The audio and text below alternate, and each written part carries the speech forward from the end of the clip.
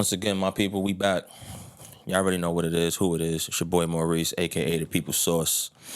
Here with my two bros again. Hey. What up, what up, what up? You already know it's Frankie.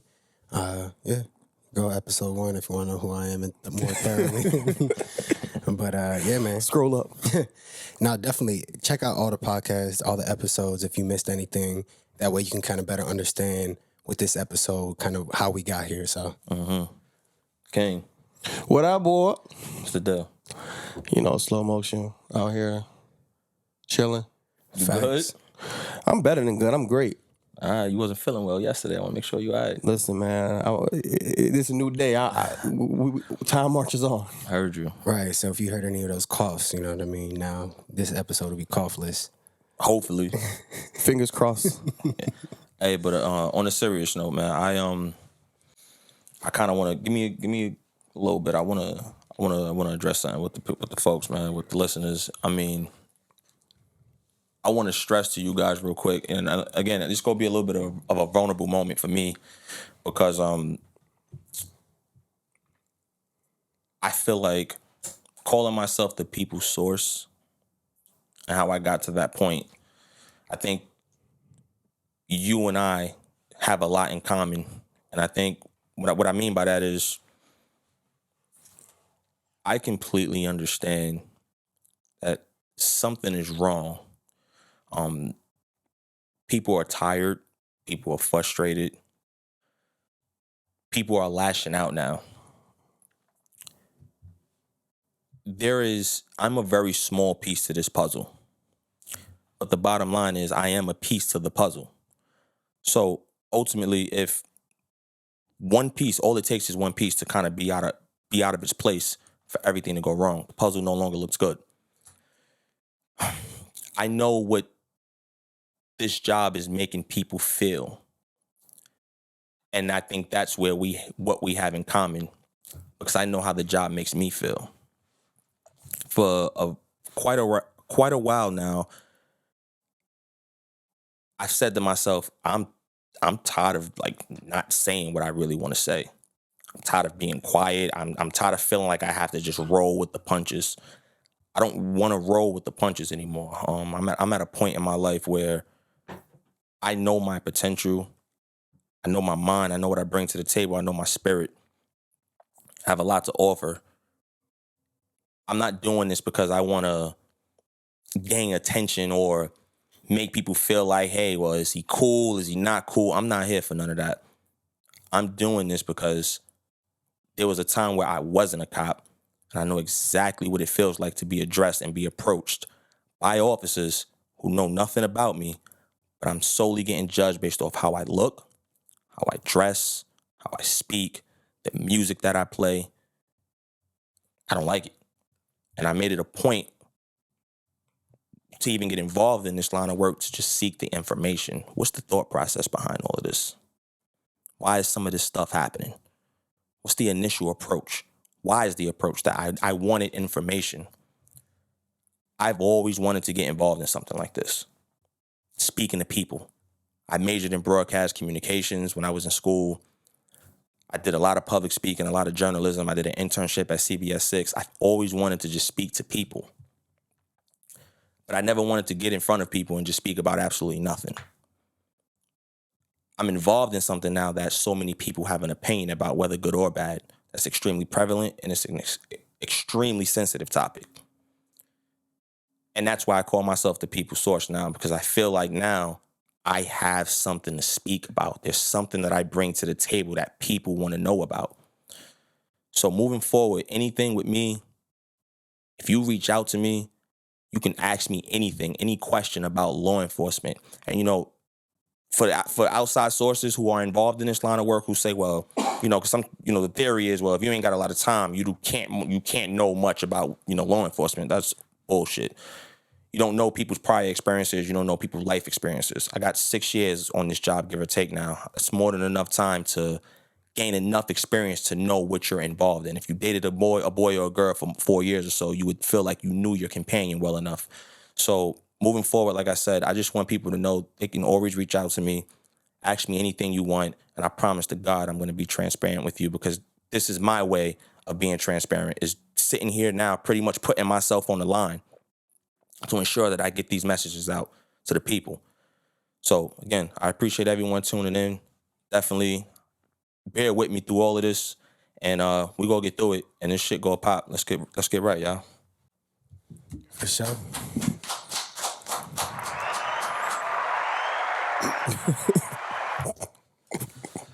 No doubt. I got a little emotional just now. Hey, man. I had to, bro. Like, I had to, because bottom line is, shit, my cousin said it when he first came on. Like, yo, I've been on the other side of this shit, man. Like, and I don't know how he felt in those moments. Right. I can tell you. Yeah, please. I mean, so this goes more along the lines of, I guess, the court system. But I think I'm in a unique position because I'm like, I was in the system. Well, I mean, you're forever in the system. There's just no two ways about it. Whether you get, there's options where you get it expunged or sealed, but you're in it. You're in it. So being that, based on what we talked about in previous episodes, like with respect to like how I felt that way, like this cop gave me a ticket for this. I knew he didn't have to. Fuck the police. Fuck 12. Like he knew he didn't have to do that. But now that I'm so legitimate, I understand the ramifications of being a law-abiding citizen. Because contrary to popular belief, I'm a rule follower. Okay. For the most part. You ain't got to convince us. We believe. Listen, for the most part. Like, go ahead. It's just anarchy. If it's, there's ways, you finesse and you pick and choose, and again, you govern yourself by your own personal code of ethics. But by and large, like, I am a rule follower.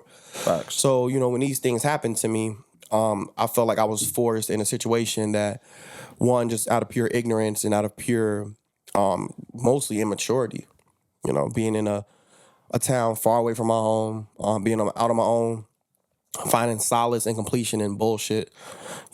My vice was women. And that's a slippery slope. That's dangerous if you don't have perspective. And if you don't even know how to respect a woman, you're just constantly in the pursuit of them. It's like an antelope. Did it change anything? And a lion. Yeah, I mean, it changed. So not to get off track, but being in those situations, like, I never blamed anyone. Now, I have been put in situations where I've had to plead guilty to crimes that I did not commit out of pure fear of being convicted of more serious crimes.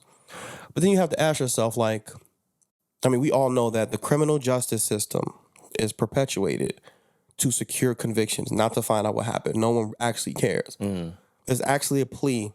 Some states have it. Every state doesn't have it. It's called an Alfred plea.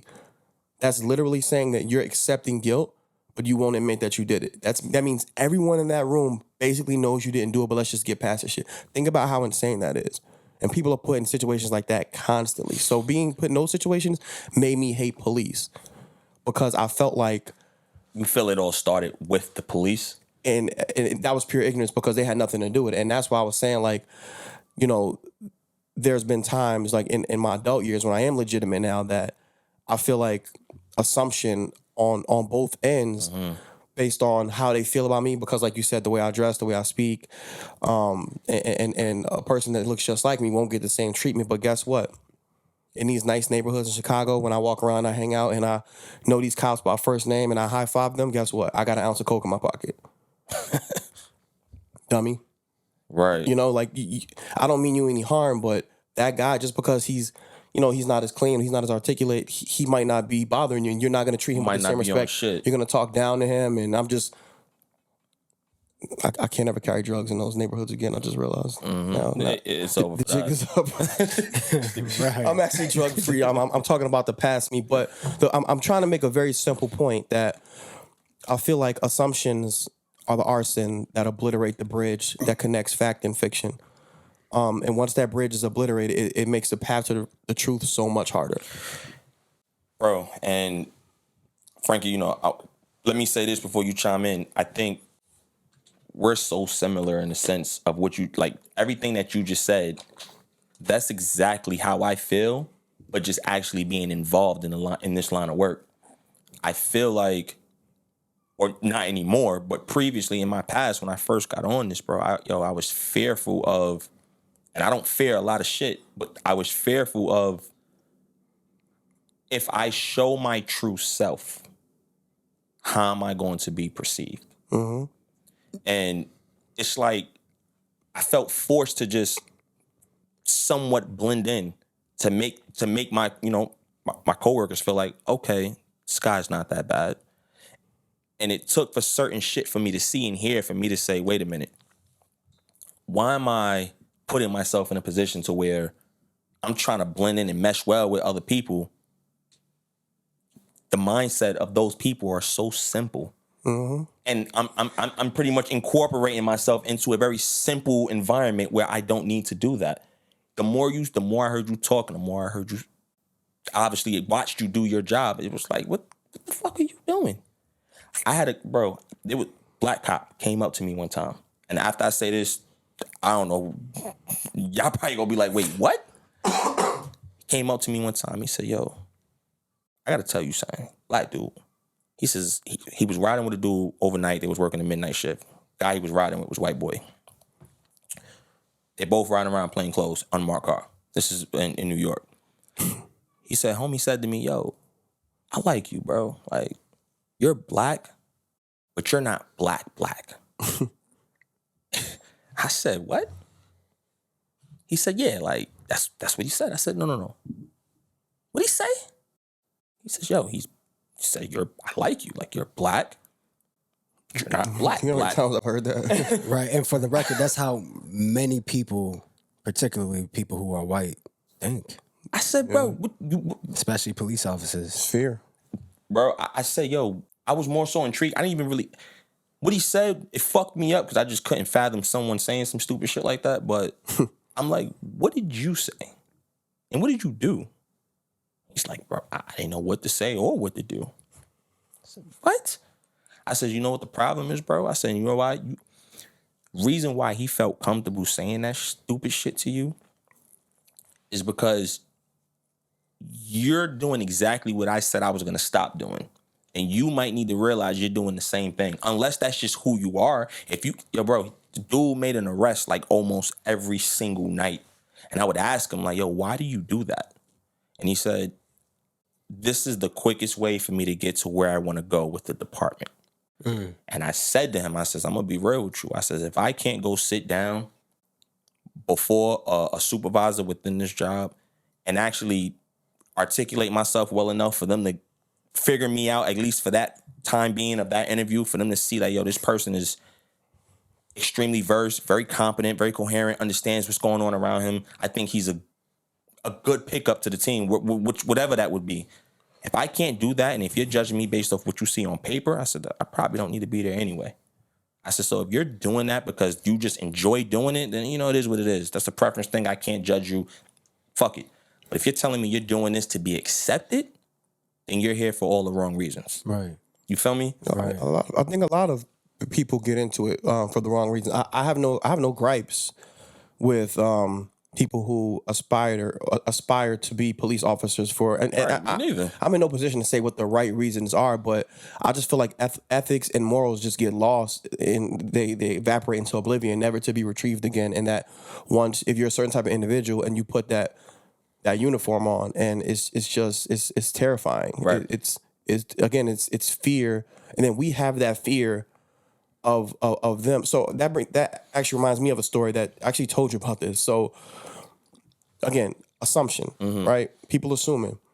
There's so many situations that people get themselves in trouble. Like, that's a fact. I'm just starting to realize now. Tell him something too. I'm telling you, like, just starting to realize now, and I can't stress enough that I'm almost like speaking for two different people, because even 6-7 years ago, my mindset was I was a different person. Fam, I always thought that if the police were like behind you, they were running your plates, or there's a high probability you would get pulled over. Right now, I'll drive right past. I'll be cutting their ass off, like whatever. I literally look at them as just another vehicle. So I was downtown, like, by the water tower or whatever, where there's a bunch of one-way streets, and the cop was faced my way, and I was just really tired. And I'm like, okay, well, the cop is facing my way. There's no way this is a one-way street. So I drove down it, but it was a one-way street. And I reverted back to, I guess, my true self. And I got so fucking terrified. And I'm like, fuck, they're going to think that I'm drunk. They're going to shake me down. So I'm driving down the street, trying to turn around, talking to them like, I'm sorry. And then he's like, and I'm like, yo, I just, you know what I'm saying? I thought it wasn't a one way. You guys are parked. He's like, what are you doing? Stop. Go get your dumb ass out of here. Like, we're not thinking about you. We don't want to put, it's just like, but it's just that inherent fear. The second I feel like I'm infracting it anyway, it's like, please, but I mean, that just came to my mind when you was talking about that because, and in that moment, I felt like I'm definitely going to get a ticket. Right. I was causing more potential problems by just not paying attention to what I was doing, just because I was so afraid, and I had no reason to be afraid. I was, I got license, registration, insurance, all of that. You made a mistake. I made a mistake, and a lot of times, bro, and I've been in other situations to where I'm just telling them my life story, and they're like, "Fam, we just run. I don't need to hear all we that. run you about to slide." But I'm so used to having to do that so many times because I was so bogus back then. Because I have to get them to spiel about. What we talked about, this shit got lost in the mail. I know I'm not valid, but it's just like, you just revert back to it. Right. Yeah. I mean, at the same time too, bro, people live like that on a daily basis. True. In different areas, in different places in the city. It's also predicated on the actual neighborhood you're living in. Yeah. Like, when you have cops or police officers in these areas dealing with certain people, a certain mindset, a particular spirit in that area kind of runs the focus, kind of determines how things happen. Yep. I mean, you tell me, there's certain areas I'm sure you have to operate differently because of you being in the area. And I mean, even as a civilian, we think the same thing. Right. So I don't think necessarily your operation is different.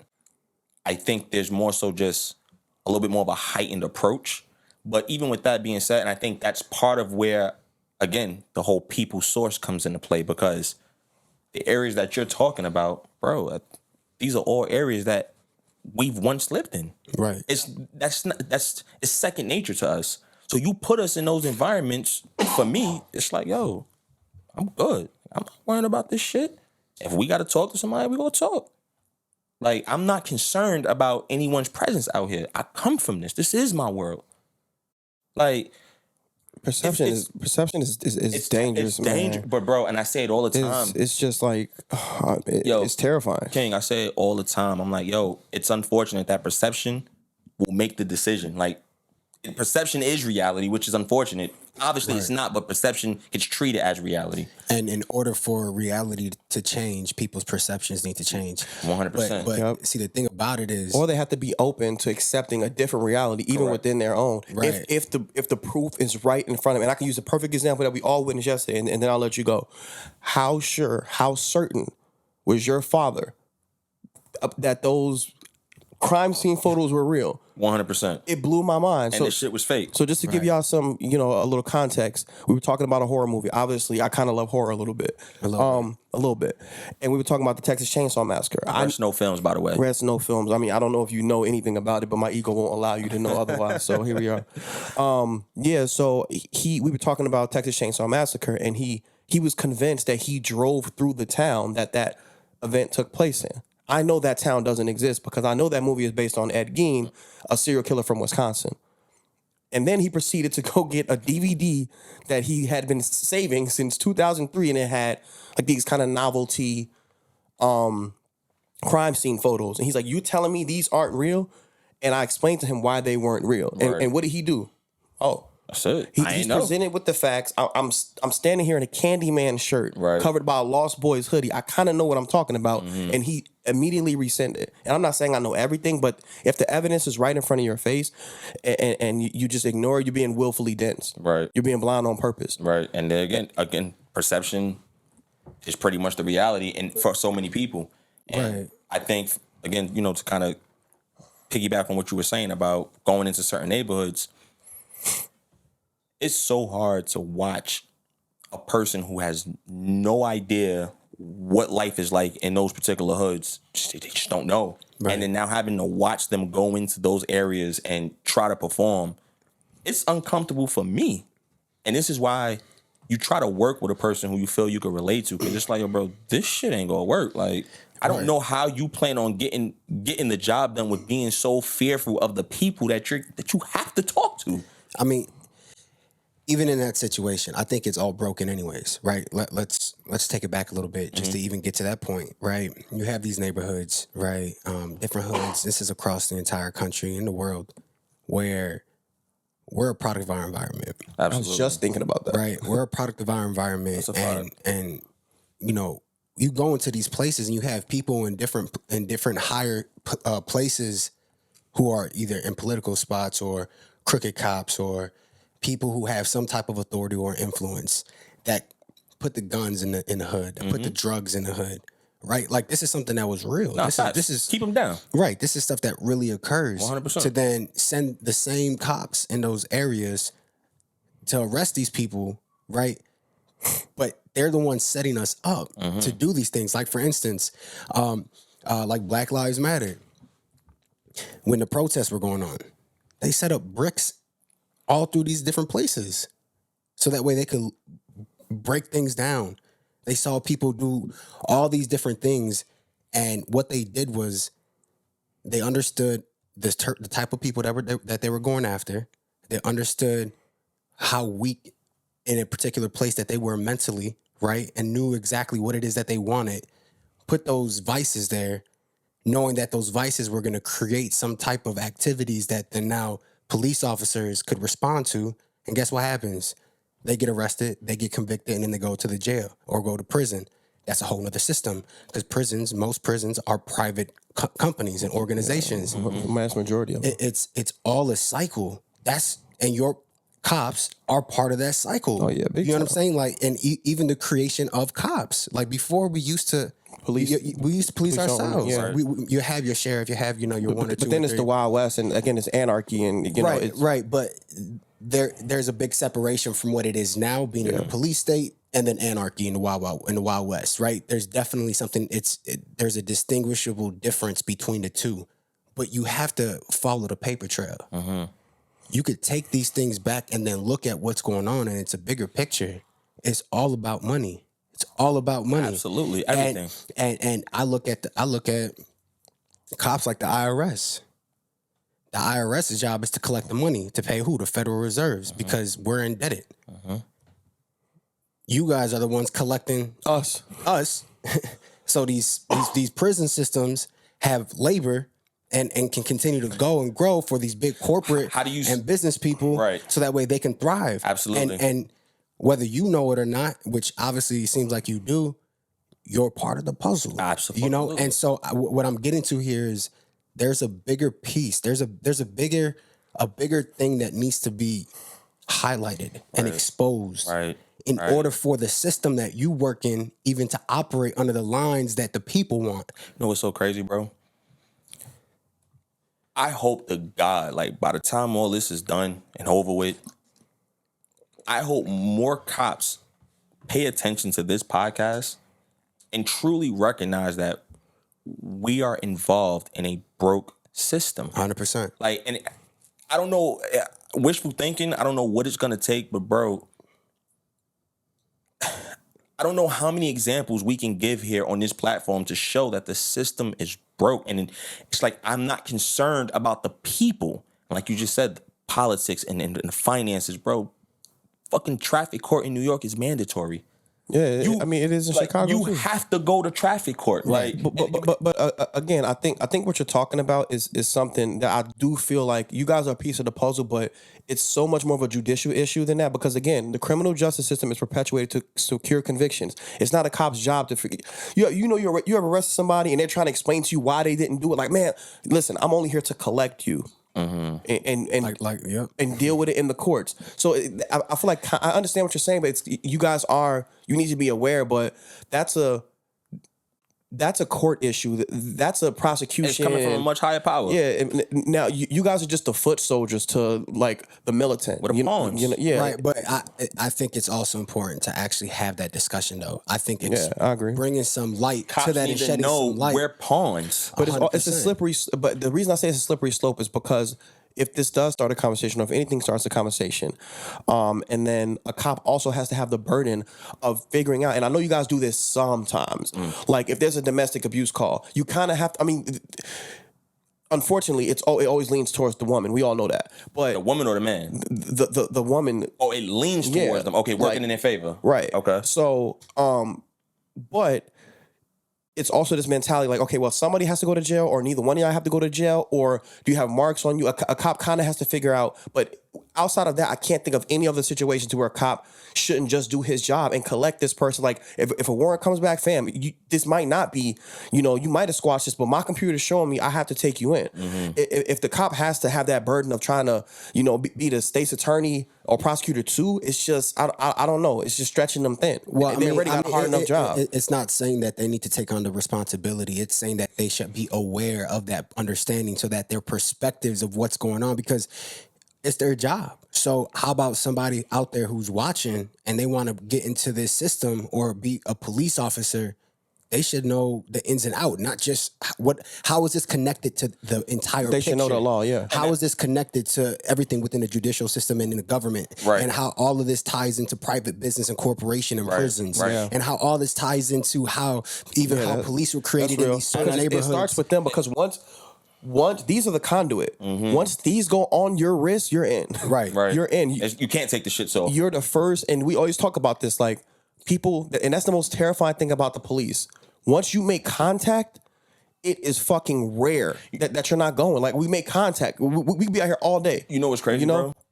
I can't tell you how many times I've been in situations where I had to tell a person, listen, don't call the police and try to use them as a fear tactic. It's not going to work in your favor. And what I mean by that is, I've been to calls where it's like, hey, I just called you so, he knew that I would call on him. I'm not fucking around with him. I says, here's the problem. Now somebody got to go to jail. I'm like, here's the problem with that. Based off whatever you said to me and based off whatever he said to me, the action might change. And you need to understand there's elements to crimes. And you need to realize you might just be blabbering, thinking you're trying to scare him. But I might not be leaving now. Because based off what you said, I might have to take him. Right. So and then they don't take him. I've had it happen to me so many times. I had bro, no bullshit. I'm not making nothing. He gotta go to work tomorrow. Right. PSA. Yo, I had a lady grab me. Like, why are you putting handcuffs on him? I ain't coming for my health. I said, didn't you just tell me he broke all your shit? Yeah, but I didn't tell you to put handcuffs on him. I said, miss, what's going on right now? I was so thrown off by her because she's like, we met her outside her apartment. I need him out my house. He has to go. He's too aggressive. This has happened in the past. All my shit is broke inside. I'm like, why would you do that? Do you understand how bad this could have got? Right. And I told her, I said, this shit ain't no game. Why don't call and try to use cops as fear tactics? This shit could have went left. As you can see, he's highly upset. He was not with it. He's like, yo, bro, no. I mean, police presence usually, it elevates or it can scare. I get it. I get what you're saying. I'm just like, yeah, but bro, you have, again, some people, I've seen this shit happen so many times. They're so thrown off by the end result of it. And it's like, you called and tried to use the shit as a fear tactic. So all I'm doing, listen to me. Do not call cops for a fear tactic. You do not know how the situation is going to play out. And it's wasting your time. There's to go back to the beginning, of the show, like there's an egregious lack of understanding from both people's perspective, whether it's a criminal, a criminal and a convicted person are two different things. Right. You can be convicted of a crime. I've been convicted of multiple crimes. Doesn't mean you did it. I don't think, no, it's not necessarily that. Like I didn't do what they said I did, but I was guilty of something. Whether I feel like it's my karma or the way I mistreated someone, like that's how I broke it down. Like I'm pleading guilty to this out of pure fear, but this is me paying for my sins, for everyone I used, for everyone I mistreated, for everyone I manipulated, for the shit for the million times I've driven drunk and I could have took somebody's life and I don't have a single DUI. That's a very elevated way of thinking. I understand everyone don't think like that, but that's how I was able to get by jail time, prison time, thinking like that. I'm not supposed to be in here. I know that. I don't belong in here. But I've been fucking terrible in so many situations. Maybe this is just what has to happen. So with that being said, there's a lack of care or understanding by the general public on what you guys have to go through on a day-to-day basis. I just listened to you yesterday talk about a fucking murder-suicide like you was talking about your favorite chips. That shit is weird to me. Nah, yeah, bro. Like that shit is odd to me. And then but then on your side, you can never understand. We could never understand that shit. But you can never understand the hopelessness of hearing a jail cell clank, and you know you're gonna be there for a while. It's unfathomable. You have to be in that situation to understand it. I don't care how many shows you watch. I don't care how many people you talk to. Unless you're in that sense, and that's why I'm all for prison reform. I plan to do things with it in my community because I don't care what the crime is. There's 2 days in jail. The day you come and the day you leave. Everything else is the same exact situation, right? So 1 year, I don't give a fuck what you did. For the right type of person, it's plenty of time to rehabilitate yourself. If you want to be rehabilitated, because guess what? You've only really been in there 2 days because ain't nothing changed. It's clockwork. It's clockwork. And if you know you ain't never gonna now, unfortunately, 60% of offenders reoffend. Well, I mean, because once you get into the system, you're in the system. It's fucking hard. And if you commit a felony, getting back into the real world, getting a job, right? Trust me, jail starts hard. Right. And it's so hard. and so and how the so fuck what do am I you go out do? here and go in corporate America and say I'm ready for change, and then motherfucker look at me on paper? Right. So there needs to be more opportunities created. And this is just a side note. You know, just because you were a felon and you committed a crime, that shouldn't define the rest of your life. Agreed. It should. Unfortunately, it does. Particularly if you're you're convicted of certain crimes. Well, certain crimes, yes, but it doesn't. At the end of the day, even if it's a felony, the point of prison is to rehabilitate for you to accept the consequences for your actions and then come out to be a better person to society. Right. Not to be judged now by what I did in my past, and now ultimately you let this shit haunt me for the rest of my fucking life. And so guess what that does psychologically to a human being? It makes you feel inadequate. And so what does somebody who feels inadequate do? They revert right back to They do things that are inadequate for society. That truly aren't going to add value to where it is that they're going or nor the community that they want to live in. And so it puts them in a position to be like, oh, damn, what do I got to do? Especially if you have a family to feed and you got mouths to feed. Now you're in survival mode. To live in survival mode. I was in that exact same situation. When I was released from prison, I obviously had a felony. Actually, I have 2 felonies. I was renting a house in Naperville. At this time I was engaged. I had a very young daughter, right? They run background checks. The owner of the house was just an anomaly. He didn't look at my convictions and say, nope, because the homeowners association left it on him. They didn't have their overarching rules. They said, it's up to you. This is your house. So what he did was he said, you know what? Let's just have a hearing. This looks kind of weird. Let him explain to me why he was in prison. Because I told him it's not what you think. He just happened to let me provide all the documentation I have, and he rented it to me. So there are people like that exist. They are few and far between. That's a fact. But I also made decisions strategically because I knew I would never go back to prison. I never have since 2008. Yeah, 2008. Okay, let me get a list of jobs that hire felons. Service industry. They don't do background checks. They don't, so now everyone who knows me in my adult life, they have no idea. This is going to be the first time a lot of people hear about this. And that's why I want to, because now you're either going to look at me different or you're going to be like, I don't care what he did because I know him as this person. Do I seem aggressive to you? Do I seem like I'm going to harm you? You've been brushing shoulders with me for years. Am I a criminal? Right. And it should be like that for more people, but everyone shouldn't have to be, I'm not the smartest person in the world, but I have some intelligence. I shouldn't have to speak like this or read more than I watch TV to be treated like that, to be respected. I went to an open call for a restaurant a couple years back. There was a hood dude in front of me, clearly a hood dude, probably trying to get a job in the kitchen. He was dressed like it looked like it was his first attempt at like formal stuff, like ill-fitting clothes, stuff like that. Didn't even have on a belt. Right. My pants be tight as hell. I didn't need my belt. I took it off. I gave him mine because I felt so bad that product of my environment, he just doesn't know any better. Right. I didn't scoff at him. I didn't say, yo, why would he come here like that? Yeah, you look like shit. Yeah, but I put him, I said, fam, like, you're not good. Can I hook you up? Yeah, fix me. I tucked it, shirt not tucked in. And after I did that, he was decent. I don't know if he got the job or not, but I would hope that he at least had a fighting chance now. I got to touch on that, bro, because one, I commend you for that. And that's also one of the things that needs to be addressed too, bro. Us as black men, we need to put more of a higher expectation on one another, help one another. Because, bro, every day we see it, bro. We don't want to see each other eat. We don't want to see each other win. For the most part. You know what I'm saying? For the most part. And a majority. you know what I'm saying? Yeah, I would say and a majority makes the rules. Right. And the thing is, the narrative, I'm a firm believer in the narrative can be changed, bro. But I'm gonna tell you, a lot of that shit also, we play a hand in this shit, bro. Like, we have to change the narrative. You and me being a black man, we're saying here one another, me and my cousin, we're breaking bread with one another. We're trying to build a foundation. We're trying to show that we can come together and put some shit like this together. Yeah, but like Frankie said, it all comes down to money. There's such a there's a socioeconomic like pyramid within the black community, and it's mostly fake. Because guess what? I know black people who have money. Wait, what do you mean it's mostly fake? What do you say? Like it's based on something that isn't real. What isn't? Like people who wear design or eat at certain restaurants that might even be living outside their means. Or they have a certain amount of followers on Instagram, or they do this, they do that.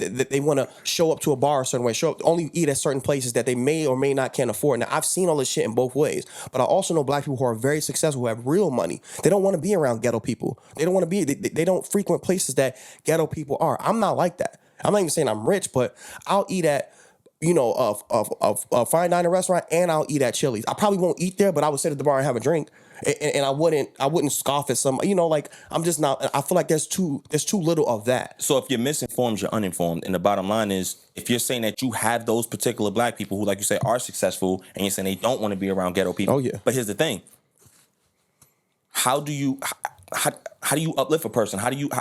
You can't think that people are going to change and not give them the information for change. You got to sit down with them. Listen, let me ask you a question. It depends.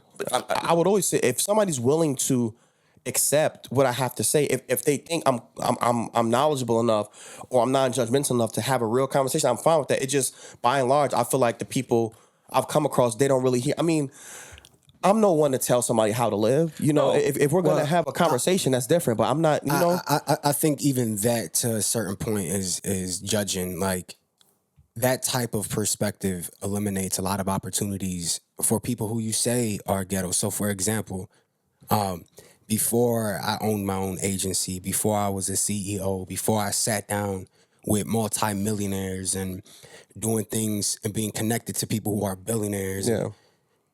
I had a perception of myself that I felt was instilled of me because of what I was used to in my life, where, okay, I got to laugh at some jokes. I'm sitting at this table because I want this business.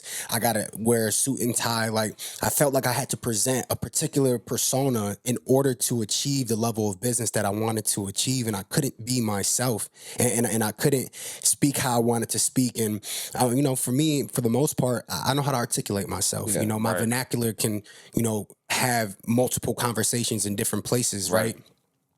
But there are some things that I say that you could tell, all right, cool, like, he's with the culture, right? Some from the hood. Right. I'm with you. And so for me, I'm like, I felt like those things were attributes of my character. Yes, bro, I swear, you know what I'm saying? I swear to God, I'm right there. I agree with that 100%. It's like you're flipping it on its head. Like, you're doing, because in some ways you have to wear a mask. Like, you can't come into an interview with dressed like Will Smith and Fresh Prince when he flipped it on the other side. But, right. But guess what? I'm gonna let you finish. I worked at McDonald's corporate, and I used to have to wear a suit. And this is the first time I ever had to wear a suit professionally. And same thing, first time I ever was around millionaires, I was running AV. I had to mic up billionaires, whatever, work with them, hands on. Every single day when I wore my suit, I had on Jordans. And they all, it wasn't against the rules, but that's what set me apart. My personality and the things that I would say set me apart. So I felt like this individuality, this uniqueness is something that they don't see every day. I'm not just a suit. I'm a man in a suit. Right. So I'm right there with you, fam. Right. And I'm right there with you. And just to kind of bring some, a closure to what I was saying about that is, here lies the issue of identity, right? And when people in these places in different hoods across the country are being looked at, they're given an identity. For example, ghetto. I know black people who got money that don't want to be around ghetto. Yeah.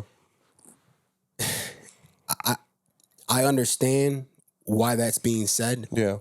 At the same time, that removes growth in the communities where someone like that rich black person is from happening. It removes the possibility of growth in these areas, that knowledge, that information, Right. being able to do that, being able to put that information in these areas. Show me how to do what you did. Right. And listen, I'm not saying that everybody got to find 10 people who may be convicted felons who maybe don't have all these different opportunities. It's not realistic.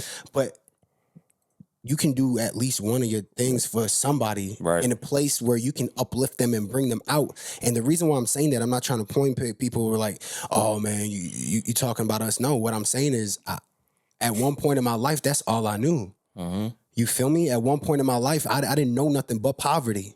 I didn't know nothing about any of those things. You feel me? Like, it was survival mode. This is my life. This is what it is. By all means necessary. We all come from humble beginnings. I mean, maybe. But here's the reality: is I was fortunate enough to identify myself with something greater than my environment. I had the ability to move out of my environment and move to somewhere where for the first time I lived with my biological father, where I seen a different lifestyle. Yep. But when you have somebody where that's all they know is their block. I know people in Chicago, bro, that live in, like, I know people who live on the south side that have never been past downtown. Your dad. I have For 20 plus years, 30 years, that have never been past a certain block. Frankie, listen to me. I have family members right now. I'm 32 years old. I'll be 33 in April. Bro, they've been in the projects my whole life. Yeah. Like, it's just what they know. And it's like, yo, that's fam. Like, fuck it. Like, again, could you do better? Absolutely. But to them, that might not. What's better? You know, define better. For them, that might just be okay. And that's why I'm saying what I'm saying is nobody's going there to help. Nobody's going there to present opportunity. Sometimes people try and they don't want it. They don't want it. Right. That's true. And that's fine, but we're not going after the 100, we're going after the 1. Right. And so what I'm saying in terms of this and how that correlates to the system and people getting locked up and why they stay in the system is because they're not given that opportunity. Right. They're not presented with something that's going to show them a different perspective of life that hopefully, possibly, even if it's 1 out of 20 people, to shift their paradigm to now they're in a position to be like, hold up, my identity isn't a felon. Right. My identity isn't this bum ass nigga that is looked at like this and like that. Right. You feel me? It was in that place for myself where I built confidence to the point where now I'm like, you know what? This is who I am, you know. Now, because I was able to define myself in that moment, I was able to grow because I wasn't trying to be in a place where I was living a facade or I was just subject to my environment and what I was around and the people that I knew. I was able to be exposed to something greater. Right. And there's something beautiful that happens to a human mind when they're exposed to different perspectives and different opportunities in life. You're right. And you're 100% right. And that was super eloquent, but that's why I have such a tumultuous relationship with the idea of product of your environment. Because on one end, I'm like, everything you said is true. On the other end, I do sympathize with people who, they just don't have the intelligence. They just don't have the wherewithal. They don't possess the necessary skills to ever be that way. And there are a lot of people like that. We could talk about our school systems. We could talk about how parents were raised. For sure. And I'm not smart enough to understand how that can get fixed. Like, and I know that. You know what's it's crazy? it's so much. Me and my lady all the time, we went to the same high school. We talk about this shit all the time. Really being a product of your environment. Our high school, bro, if me and her decided, yo, we walking out of school early today, there was no one there to say, yo, listen, what the fuck are you doing? Go to class. Make sure you're trying to feed your brain. Like, understand what you're here for. It was, we pushed the fucking door open and we left. No one cares when you're in that environment. And we say it all the time, like, yo, there's absolutely no way, at least for me, I didn't want to raise my son in New York. I didn't want to, bro. I'm like, yo, I'm not letting my child grow up how I grew up. I'm not letting him go to a school to where if he wants to just say fuck it one day and walk out, he's able to just push the door open and walk out.